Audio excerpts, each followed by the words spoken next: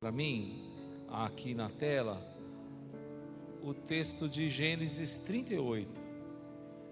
Gênesis capítulo 38, versículo 27 até o 30.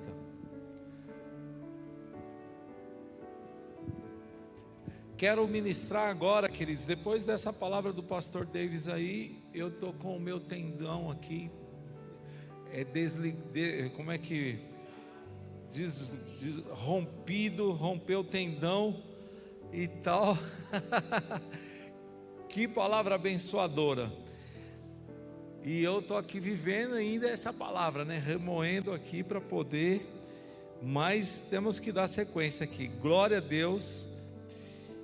O sermão, então, queridos, sermão não, é uma mensagem, Ele vai falar sobre a geração do rompimento. Dá uma olhada para o teu vizinho e diga assim: eu faço parte da geração do rompimento. Então, Gênesis capítulo 38, versículo 27 até o 30 diz assim: e aconteceu ao tempo de dar à luz, que havia gêmeos em seu ventre. E sucedeu que, dando ela à luz, que um pôs fora a mão, e a parteira tomou-a, e atou em sua mão um fio encarnado. Numa outra versão fala que é um fio escarlate, um fio vermelho, uma fitinha, amarrou uma fitinha no bracinho da criança, um fiozinho vermelho, escarlate, dizendo: este saiu primeiro. Sabia-se que havia duas crianças, uma coloca a mãozinha para fora e ganha um fio escarlate.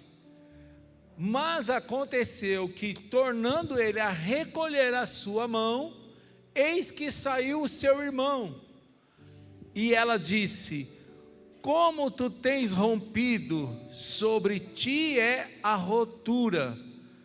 E chamaram o seu nome Pérez. E depois saiu o seu irmão, em cuja mão estava o fio escarlate, e chamaram o seu nome Zerá. Amém, queridos? Essa palavra, queridos, ela faz menção de um momento em que a nora de Judá é um dos filhos de Jacó, e Jacó, ao ter os 12 filhos, liberou uma palavra para cada um desses filhos, e entre essas palavras, aqui caiu sobre Judá, é a palavra que dizia que de Judá viria o Salvador da humanidade, o Rei dos Reis, o cetro não se apartará da sua mão. Então, Judá tinha uma baita de uma responsabilidade, que era dar sequência a uma linhagem, era dar sequência, ele precisava ter filhos, para que lá na frente viesse aquele que seria o Rei dos Reis, aquele que seria o Rei sobre Israel e sobre toda a humanidade. Mas aconteceu que, quando Jacó percebeu, ele teve 3 filhos. Diga para o teu vizinho assim: Jacó teve 3 filhos. Aleluia. O primeiro filho de Jacó chamava-se Orã. Diga para o teu vizinho, põe um nome no seu filho desse nome aí que vai ser legal. Louvado seja Deus, bendito seja Deus.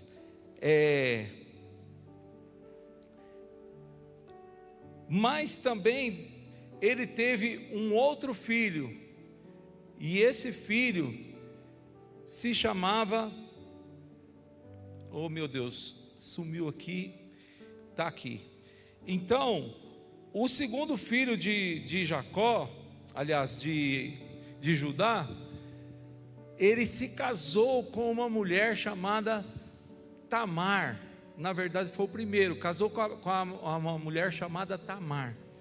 E vejam só, queridos, ao se casar com essa mulher, esse homem, filho de Judá, ele morreu, e a Tamar ficou viúva.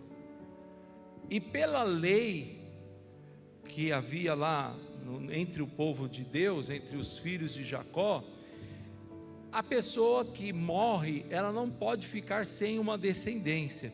Então Tamar teve que casar com o irmão do seu esposo, com o cunhado. E ela vai e se casa com o cunhado.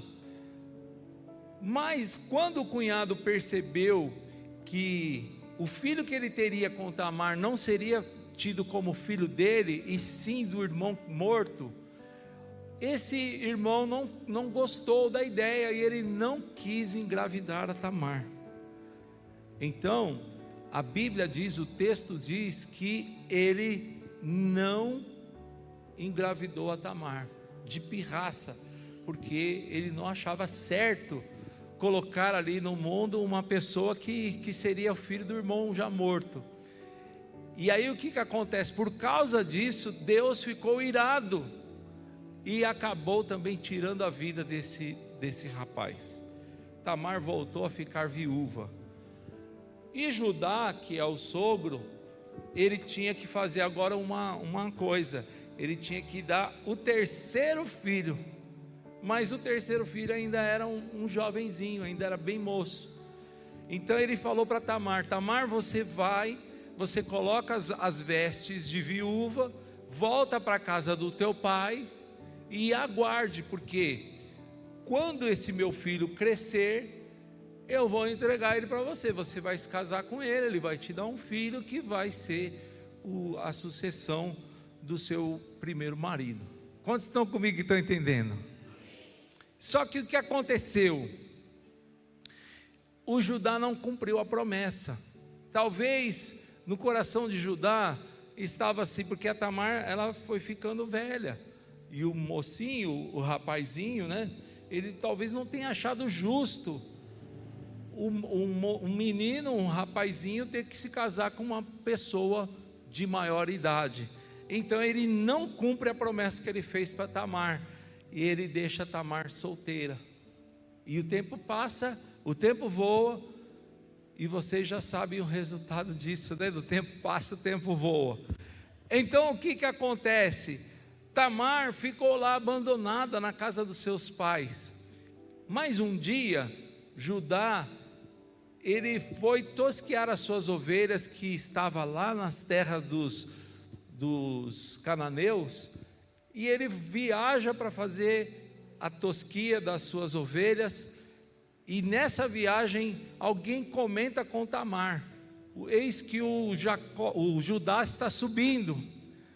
E quando ele percebeu que Judá estava subindo, ela percebeu que o Judá estava subindo, ela tira as vestes de viúva e ela coloca umas vestes mais ousadas.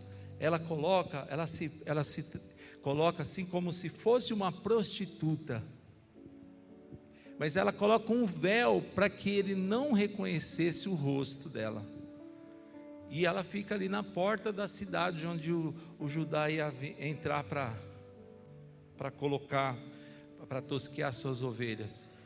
E o Judá também agora estava viúvo, e quando ele olha aquela mulher ali, insinuante, na porta da entrada da cidade, então Judá, ele vai dar em cima da sua nora, sem saber que ela é ela.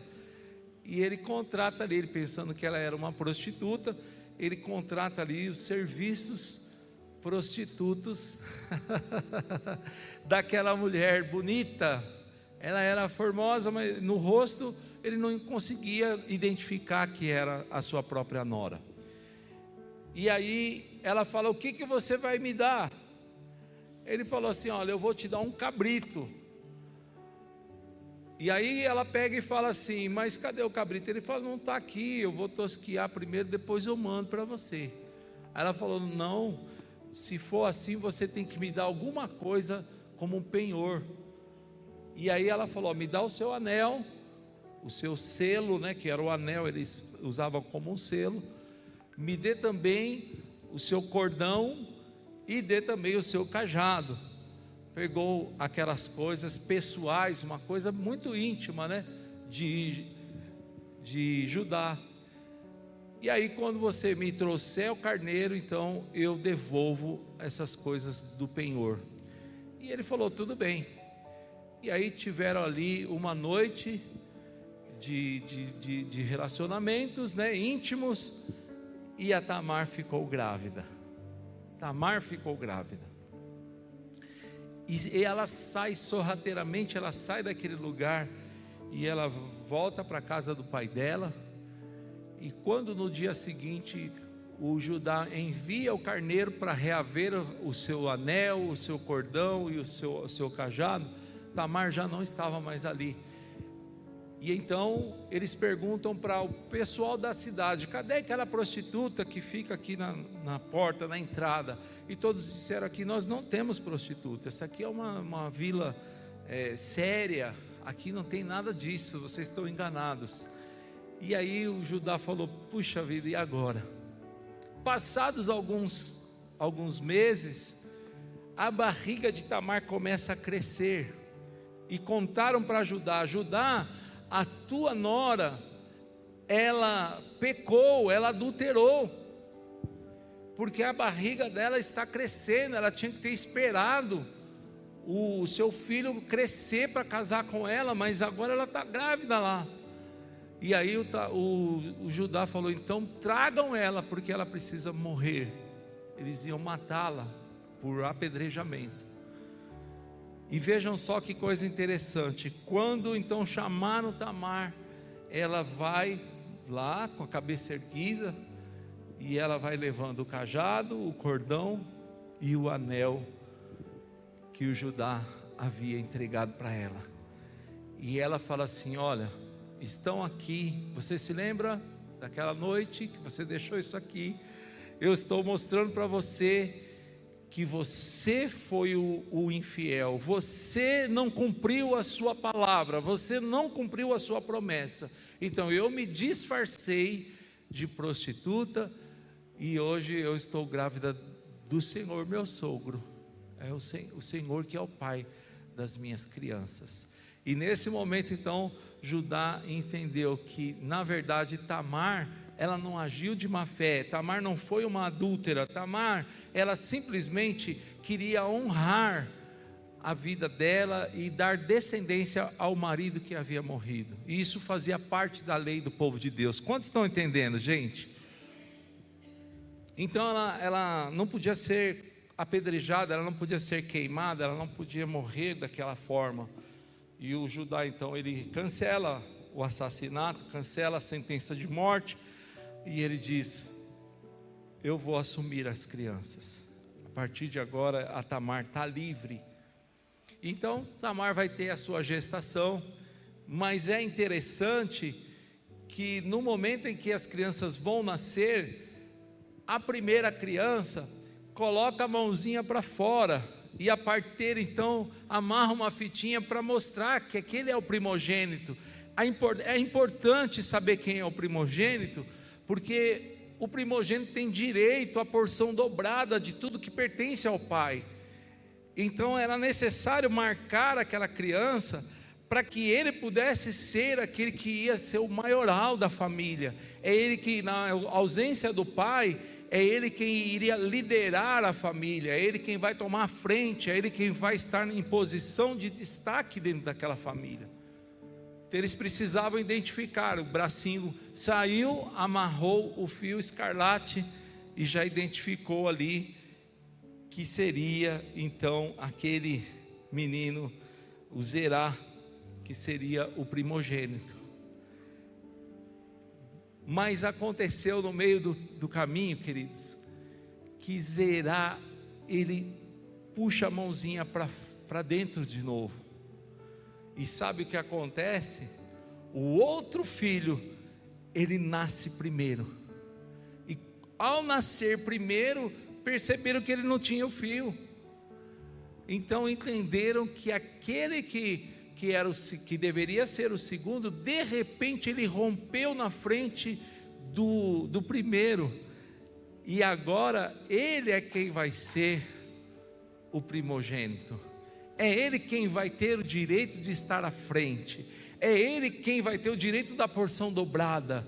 Porque ele se colocou numa situação de que ele não aceitou ficar em segundo lugar. Dá uma olhada para o teu vizinho e pergunta para ele assim: você está entendendo essa mensagem dessa manhã?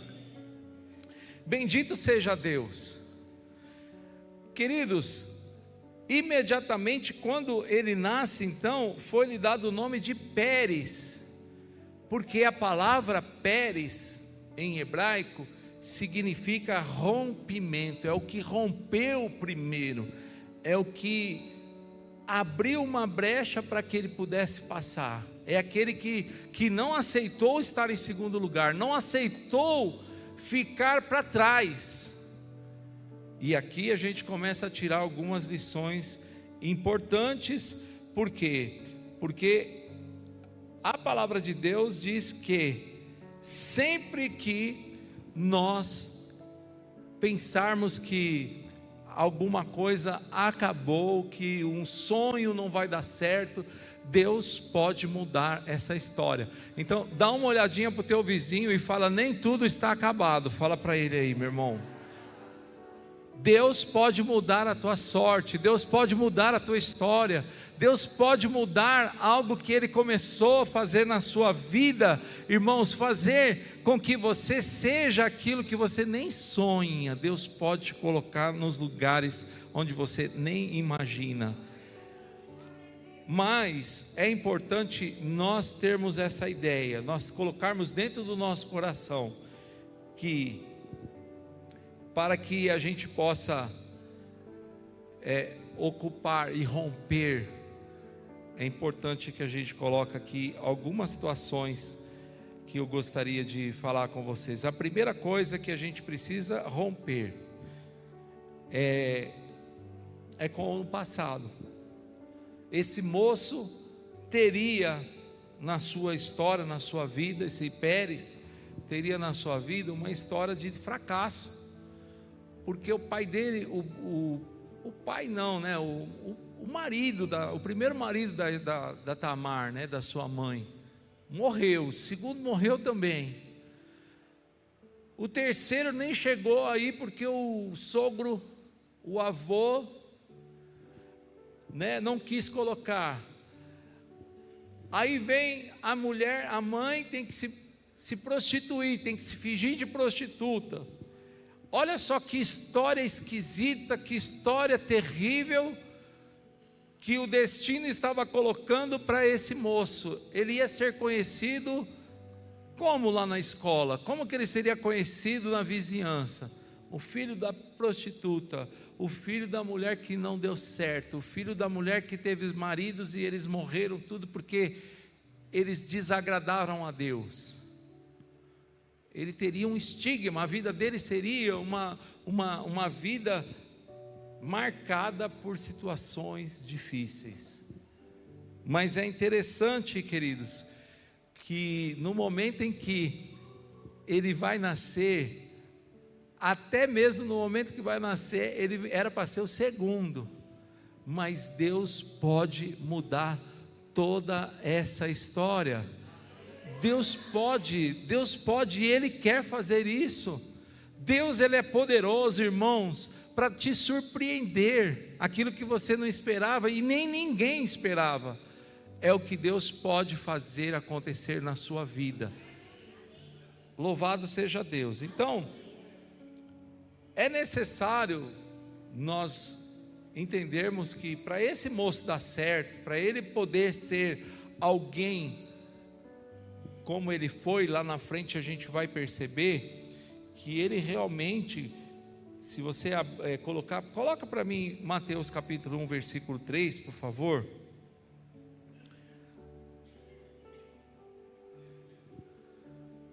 No Evangelho de Mateus, na genealogia de Jesus, aparece lá: e Judá gerou de Tamar a Pérez e a Zerá, e Pérez gerou a Esrom, e Esrom gerou a Arão. E aí, se for continuar, vai chegar até na pessoa de Jesus Cristo.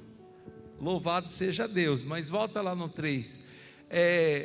O que é importante é que o nome de Pérez está ali, e é de Pérez, ele que gerou a Esrom, e Esrom gerou a Arão. Então é de Pérez e não de Zerá que continua a genealogia até chegar primeiro em Davi e depois de Davi até Jesus. Então a história desse moço mudou. Deus mudou a trajetória, Deus mudou a circunstância para favorecer a esse homem chamado Pérez, para favorecer e mudar aquele estigma que havia sobre a vida dele, de que ele era um filho de uma prostituta, de que ele era um filho de um caso, e agora Deus está mudando toda essa história. Mas, queridos, é importante a gente saber que muitas vezes essas coisas nos perseguem também, e nós, quando somos perseguidos, o inimigo das nossas almas começa a lançar na nossa mente que a gente não merece, que a gente tem que ser o último dos moicanos, como foi falado aqui agora há pouco, que você é uma pessoa improvável, que você não vai chegar em lugar algum, que você não merece e tal. E muitas vezes a gente deixa entrar no nosso coração sentimentos que realmente, se você der ouvidos a essas vozes de Satanás, você realmente vai viver aquilo que o diabo está planejando para você viver. Mas nessa manhã você vai romper com todas essas coisas, com essas palavras malignas que podem já ter sido proferidas contra você. Então nós precisamos deixar para o passado, deixar para trás coisas como ressentimentos. Nós não podemos, lá atrás alguém falou assim que eu não sei fazer, que eu não sou apto para isso, que eu não sou apto para aquilo, que eu não mereço e tal. E às vezes isso vai nos deixando ressentidos. Sempre que aparece uma oportunidade, o ressentimento aparece e a gente fica ali, mas não é para mim. Então hoje é tempo de nós vivermos a mesma unção que estava sobre a vida de Pérez. Nós precisamos romper com esse passado, com esse ressentimento, para que possamos avançar, para que possamos romper para frente. Precisamos primeiro romper para trás. Outra coisa que eu percebo aqui nessa passagem é que algumas pessoas, quem sabe você, ainda vive em seu coração, trazendo em sua vida mágoas, por coisas que foram ditas, palavras que te feriram, e você ficou magoado, mas não avança, porque toda vez que você olha para aquela pessoa que te maltratou, você guardou essa mágoa, e você continua ali, olha para a pessoa, não tem mais a mesma amizade, não quer mais ter o mesmo tipo de relacionamento, se sente magoado por uma coisa que foi falado lá atrás, às vezes sem a pessoa perceber, falou uma coisa que te magoou, mas você continua carregando o peso dessa mágoa. Eu tenho essa palavra para você hoje: rompa para frente, deixa esse passado para lá. Não podemos, irmãos, deixar que coisas pequenas nos impeçam de sair na frente, de sair primeiro, de ir adiante. Se você ficar aí remoendo essas coisas, você não vai conseguir romper da forma que Deus tem para você romper. Outra coisa, o rancor por traições e por decepções. Tem gente rancorosa. Irmãos, eu estava falando com alguém esses dias, já tem até no Salmo, eu esqueci agora o Salmo qual é, mas está lá no Salmo, parece que é 33, que o rancor, ele causa até doença nos ossos. E sabe qual que é essa doença nos ossos? É o câncer, por causa de rancores, de coisas, de situações não resolvidas, porque alguém te traiu, porque alguém falou mal de você, você fica guardando aquele rancor da pessoa. Quando olha para a pessoa com rancor, com vontade de pular no pescoço da pessoa. olha para o vizinho do lado e fala assim: eu não sei não, mas parece que está saindo alguma coisa lá na frente lá.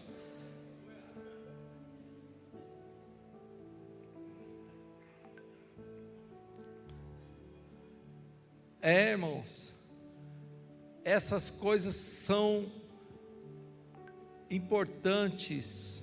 Tudo que nós temos aprendido aqui desde ontem, hoje já tivemos uma ministração e agora Deus está batendo na mesma tecla. Nós não podemos deixar que o passado se interfira no nosso futuro.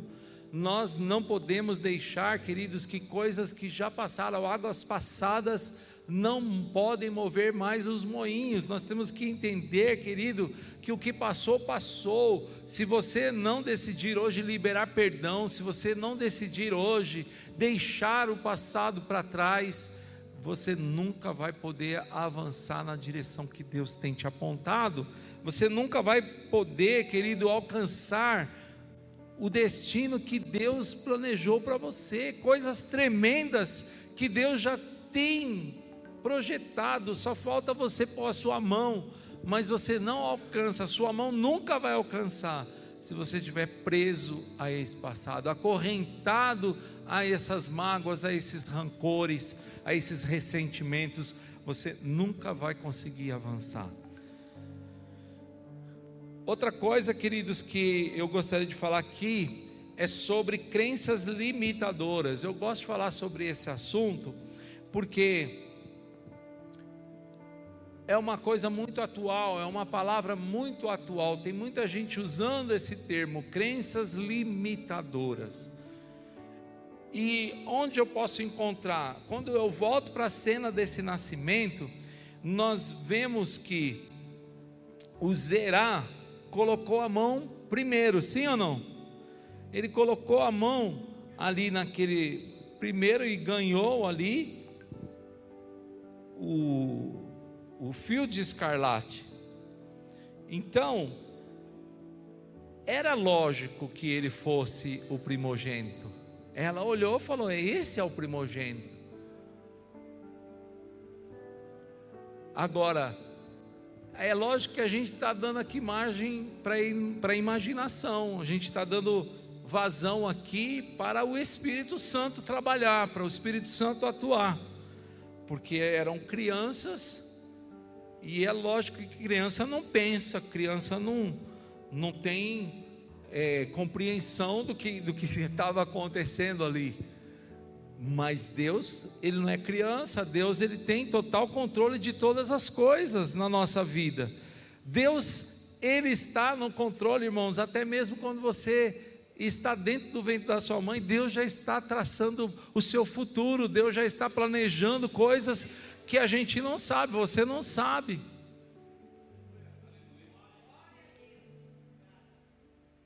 E agora, veja só, tudo indica que ele seria primeiro, portanto o outro seria o segundo, e seria o último também, porque a Tamar era viúva, então ele seria o segundo e seria o último. E se você for olhar para esse quadro, pessoas deixam que isso entre na sua vida como uma crença, verdadeiramente uma crença limitadora. Eu sou o último, sou o segundo, eu sou o último. Isso não me deixa ir para frente, não me deixa ir adiante, eu sou o zero à esquerda. Mas é interessante que o menino, o segundo, falou: não, eu não vou ficar para segundo, eu não vou ser o último, eu vou tomar o meu lugar. Ele decidiu, queridos, não deixar que essa crença limitadora, você às vezes olha para uma situação e você pensa assim: eu sou o segundinho. Deixa eu te falar um testemunho. Uma empresa muito multinacional, eu fui trabalhar uma vez numa empresa multinacional, e quando eu cheguei lá para fazer a ficha, para fazer a entrevista,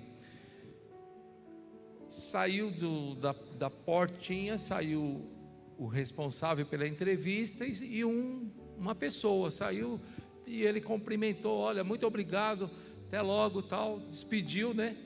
E aí falou, quem é o próximo? Eu levantei a mão, aí ele nem me levou lá para dentro.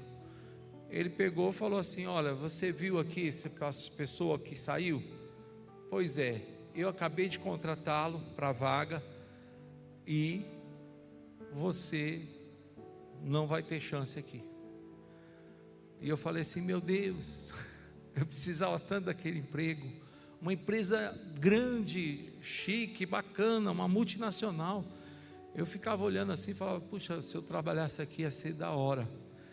Mas ali naquele momento o cara falou assim, ó, acabei de contratar, nós precisávamos dessa pessoa, eu preciso urgente, está tudo parado aqui, preciso dele, ele só está indo fazer chapa do pulmão, que precisava para arrumar emprego antigamente, precisava chapa do pulmão, teste de Mantoux. Quem que fez teste de Mantoux aqui já na vida? Hã? Ali na Rua dos Patriotas, hein, Paulo César? Olha lá o pastor Júnior ali, ó. Rua dos Patriotas, teste de Mantoux e chapa do pulmão, para poder mostrar que não tinha nenhuma doença, para poder arrumar um emprego. Ele falou, ele foi fazer os testes e já vai voltar, porque nós estamos precisando urgente, então sinto muito. Mas quando ele olhou assim para o meu currículo, ele falou assim, ó, mas eu estou vendo aqui que você já foi office boy. Se você quiser, eu tenho uma vaga aqui de office boy, já que você está aqui. Mas eu queria a vaga para ser a pessoa da informática lá, o operador de computador da empresa, aquele que ia tocar o departamento de informática da empresa. Só que eu precisando do emprego, queridos, ele falou assim, e tem outra, o valor que você colocou aqui de salário pretendido é inferior ao que eu estou pagando para office boy. Eu falei, então eu quero. Se eu vou ganhar mais do que eu estou pedindo, eu quero trabalhar aqui, mesmo que seja de office boy, mesmo para rebaixar minha carteira, eu vou entrar. E em rápidas palavras, para que eu não tome muito tempo aqui nesse momento, o que aconteceu é que aquele rapaz ficou um mês lá trabalhando, eu fiquei um mês de office boy. E ele, um dia de chuva, ali essa empresa ficava numa rua que tinha paralelepípedos, e ele com a moto dele, ele estava andando, indo para almoçar, o caminhão saiu de uma fábrica lá, e ele freou a moto derrapou naquele paralelepípedo molhado, ele caiu, quebrou a perna, e aí ficou engessado, não podia mais vir trabalhar. E aí a empresa de novo ficou sem a pessoa para tomar conta para fazer o processamento de dados lá. E aí eles falaram lá entre eles, né? Quem poderá nos defender? E aí o rapaz dos recursos humanos lá do departamento pessoal, ele lembrou, o office boy, ele veio aqui primeiro para essa vaga. E vamos ver, chama o boy. E o boy estava na rua fazendo boice. Aí tal, não tinha celular naquela época. Isso aí deve ter sido no ano 1982, 84. Mais ou menos. Quantos já estavam aqui nessa terra? E aí tal, me chamaram lá. Quando eu cheguei, falaram, estão te chamando lá no departamento pessoal. Fui lá, então me aplicaram o teste. Vamos ver se você sabe mesmo, boy. Você veio aqui para a vaga, né? Vamos ver se você sabe mesmo. E aí me deram o serviço, eu fui lá e eu desempenhei tudo certinho. E eles ficaram felizes. E aí eu fiquei lá no centro de processamento de dados da Intercuf. Inter de Internacional, CUF é Companhia União Fabril. e eles me contrataram ali para aquela vaga. Aí quando, irmãos, o outro lá chegou de novo, eles falaram: vamos manter os dois aqui, para que se o cara cair da moto de novo, já tem o boy, tá aí, agora não vamos mais abrir mão dele. E dali a pouco aquele camarada arrumou um outro emprego, eu cresci dentro daquela empresa, me tornei gerente lá, de 2 departamentos. Sabe por quê, queridos? Porque Deus, Ele pode te fazer romper, mesmo que tudo diga que não, mesmo que você olhando para a situação, você pense que você é o segundo, ou que é o último, que você vai ficar para trás, mas aquilo que Deus planejou, aquilo que Deus escreveu a seu respeito, aquilo que já está determinado pelo Senhor, não vai ser, irmãos, o inimigo das nossas almas que vai tomar a sua vez. Se você está entendendo e recebe isso daí, em nome do Senhor Jesus. Tadinho do Zerá, né? Mas não vai ser o Zerá que vai tirar a sua chance, que vai tirar a sua vez. Quando Deus marca alguém, irmãos, ainda que a parteira tenha marcado o outro, Deus já marcou você desde o ventre da sua mãe.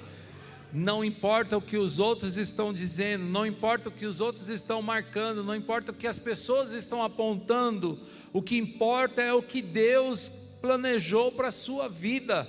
Louvado seja Deus.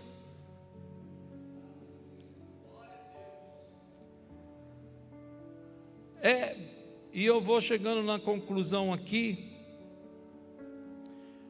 porque é importante agora eu trazer aqui algumas coisas práticas, e é importante agora você abrir bastante o teu coração, porque existem coisas no meio do caminho que podem tentar te impedir de conquistar aquilo que Deus, Ele tem já preparado para você. E uma dessas coisas, irmãos, são vícios. Irmãos, nós vivemos num tempo em que vícios têm tirado os propósitos de Deus, têm tirado o sonho de Deus para a vida de muita gente. Tem pessoas que vivem com esse celular na mão, que vivem, sabe, passando feed ao dia inteiro com aqueles feeds ali, fica ali e tal, e tal, e tal. Querido, onde você vai chegar? Você está viciado. Você está viciado nessa tela, em endorfina, porque isso daí despeja na corrente sanguínea a endorfina que faz você se sentir bem, só que você já está viciado, e você precisa de mais endorfina, você quer mais, e você sabe que para ter mais você vai precisar de ficar ali passando o seu dedo para cima assim, arrasta para cima. Olha para o teu vizinho, fala assim: para de arrastar para cima, meu filho.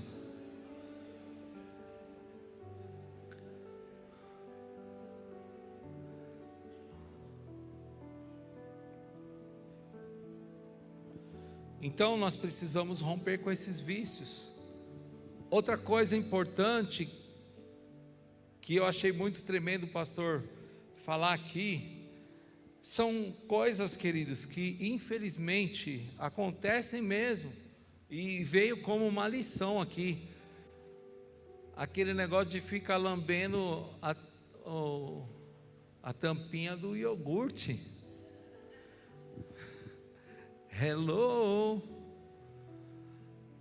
Essas coisas que foram faladas aqui, para alguns você pode estar até pensando assim: poxa, mas aí está forçando a barra e tal. Eu lambo que é para não melecar a coisa. Para de lamber as coisas. Comece a pensar para cima. Louvado seja Deus. Queridos, às vezes você gasta dinheiro com coisas que te impede, às vezes, de você ir lá na loja e comprar uma Tupperware. Aí você fica querendo salvar o potinho de manteiga, irmão, para ser a tua Tupperware. Por quê? Porque você está usando mal o seu dinheiro, fazendo outras coisas com o seu dinheiro que você poderia aplicar na coisa certa. Quantos estão comigo e estão entendendo? Irmãos, uma vez eu fui ministrado por um apóstolo chamado Géser Cardoso, e ele começou a falar coisas que eu comecei a olhar assim para dentro da minha casa. Ele falou assim: aquelas pessoas, o pezinho da cama cai, estraga o pezinho da cama, ele vai lá e pega uma lata e põe debaixo para sustentar a cama, ou põe tijolos. Hoje é mais difícil essas coisas, eu sei, mas naquela época era assim que funcionava. Eu tinha num Fusquinha a maquininha de abrir o vidro. Tiago, você já teve carro com aqui?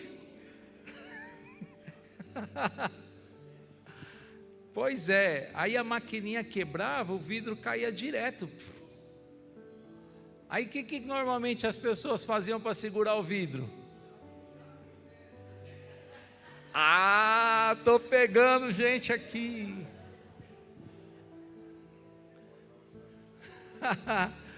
Chave de fenda para segurar o vidro do Fusquinha, irmãos.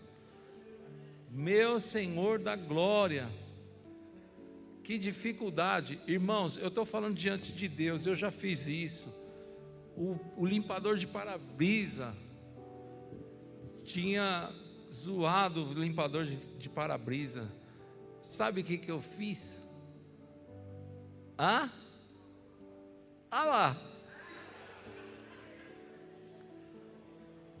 Irmão, amarrar a cordinha para limpar a chuva, querido, é o fim da picada.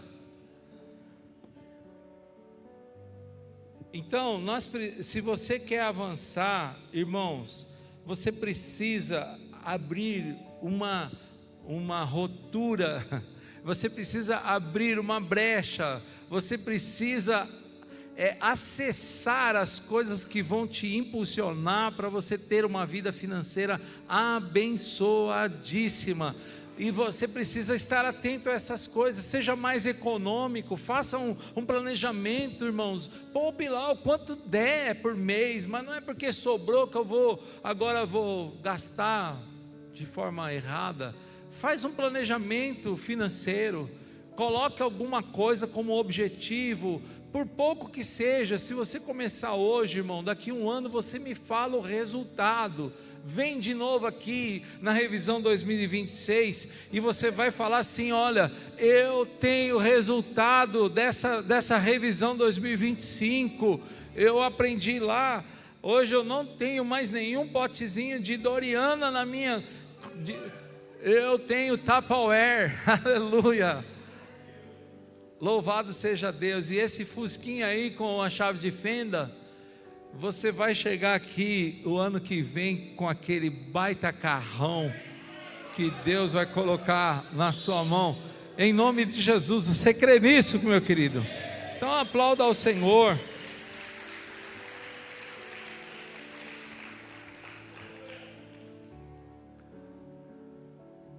O pastor falou aí, né?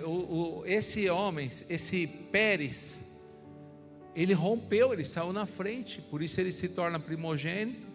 E aí, a partir dali, a história da família mudou. Ele começou a avançar, começou a crescer, começou a ir para frente. E vejam só, para a gente passar para o encerramento, na linhagem dele nasce Davi, irmão, rei de Israel. E depois do rei de Israel nasce Salomão, o homem mais sábio. Queridos, se esse menino não nasce primeiro, quem ia entrar na genealogia seria o Zerá. Então não teria Davi, não teria Salomão, nem teria Jesus. Quer dizer, a sua atitude de romper, de não aceitar ficar para trás, de não aceitar ser o segundo, não aceitar ser o último, vai determinar o futuro de pessoas que estão dentro da sua casa, o futuro dos seus netos, o futuro das pessoas que Deus vai colocar para dar continuidade, o seu legado. É isso que eu queria, a palavra que eu estava me esquecendo é essa: Deus vai fazer com que você deixe um legado, se você estiver disposto a romper e sair na frente, em nome de Jesus. Você está entendendo, sim ou não? E por último, irmãos, nós vivemos numa era também muito, muito difícil, com duas enfermidades que estão tomando conta das pessoas. Uma já é um pouquinho mais antiga, chama-se depressão. A segunda é ansiedade. Eu não sei qual é a pior. A depressão é aquela que a pessoa não está nem aí. Ele não quer nem saber, o que ele quer é ficar na cama, ele não planeja mais nada, não quer saber de futuro, ele não tem mais anseios, ele não tem mais vontade de fazer mais nada. Na verdade, ele canta aquela música do Raul Seixas lá, pare o mundo que eu quero descer. Não tem mais vontade de fazer mais nada. Como que você quer ser o vitorioso? Como que você quer romper? Como é que você quer, se você deixar essa situação tomar conta de você? Se você está desse jeito, sem uma perspectiva de futuro, sem um anseio, sem uma vontade de ir para frente, querido, o nome disso é depressão. Lute contra isso. Tem cura, principalmente quando é recente, quando você é diagnosticado recente. Você pode mudar essa história aí, em nome de Jesus. E eu falei que eu não sei qual das duas é pior, porque a outra, a ansiedade, ela já é uma preocupação excessiva por antecipação. Tem pessoas que vão ter uma prova em dezembro, mas hoje já está roendo as unhas. Em dezembro vai ter prova, e agora, o que eu faço? E tal, e começa a se preocupar por antecedência com uma coisa que está lá tão longe, tão distante. Tem muitas pessoas se amarrando nessas coisas, e atraindo para a sua vida uma enfermidade, uma doença. Então, coloque tudo hoje no altar de Deus, coloque as suas ansiedades diante do Senhor, não fique paralisado, queridos, pensando que Deus perdeu a mão, que Deus perdeu o controle. Irmãos, Deus continua no controle da sua vida, da sua história, do seu futuro, do seu destino. Deus continua no controle. Foi lindo quando o pastor falou aqui, do Saulo, que ele estava lá diante de Deus. Senhor, mas olha aqui, olha essa situação. Ele estava ansioso, irmãos. 3 vezes ele foi lá diante de Deus. Poxa, não está vendo? Olha aqui, olha, e tal, ansiedade. E Deus falou para ele: calma, para de ser ansioso, porque a minha graça te basta. Deus estava dizendo para ele: eu estou usando essa situação, porque o meu poder se aperfeiçoa na sua fraqueza. Então, Deus não perdeu a mão, Deus continua no controle de todas as coisas, inclusive no controle da sua vida. E hoje eu quero pedir, vamos ficando em pé, queridos. Nós vamos encerrar aqui.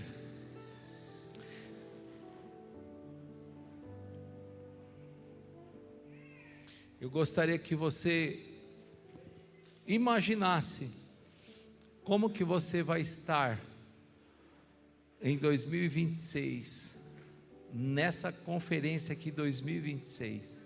Feche seus olhos, põe sua mão assim no seu peito. Como é que você imagina que você estará daqui 5 anos? Será que você já vai ter concluído aquele curso que você precisa fazer? Será que você já vai estar naquele trabalho que você almeja, que você sempre almejou, você sempre quis, mas que você nunca rompeu, que você nunca teve coragem de ir atrás. O que é necessário você fazer para você alcançar aquilo que você tem colocado como meta, como objetivo na sua vida? O que é necessário? Talvez seja necessário você romper com os seus vícios, você romper com essa depressão, você romper com essa ansiedade. Talvez seja necessário você romper com muitas coisas, com crenças limitadoras, com esse sentimento de que, eu nunca fui, eu nunca serei, ó céus, ó dor, ó azar. Você precisa romper hoje com essas coisas que estão te atravancando e te impedindo de ir alcançar aquilo que Deus tem para a sua vida. Então imagina você daqui 5 anos, como que você vai chegar aqui nessa igreja para essa conferência? Como que você gostaria de chegar aqui nesse lugar? Meu irmão, minha irmã, em nome de Jesus, coloque isso no altar de Deus e fale com Deus assim: Senhor, me aponte para esse destino, me aponte para esse futuro, porque eu quero ser mais do que vencedor. Pai querido, nós estamos aqui nessa manhã, ó Deus, nessa conferência, e eu quero, Pai, nesse momento orar para que o teu filho, a tua filha, que eles possam ser alavancados, Pai, que eles possam alcançar aquilo que eu tenho certeza o Senhor já determinou para a vida deles.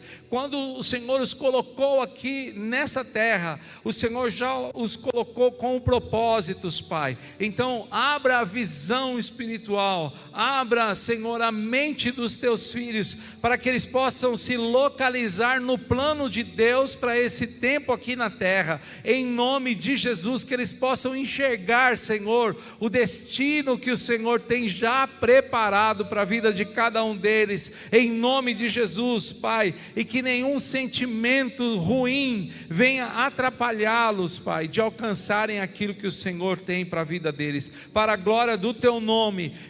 Pai, eu oro e eu intercedo pelos teus filhos, que a bênção do Senhor, Pai, repouse sobre eles, e que eles saiam dessa reunião, Pai, desse módulo aqui do Congresso Revisão, que eles saiam desatados para romper na direção que o Senhor tem para a vida de cada um deles. Nós oramos agradecidos em nome de Jesus.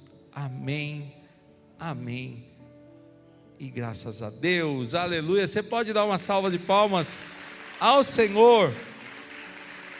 Graças a Deus.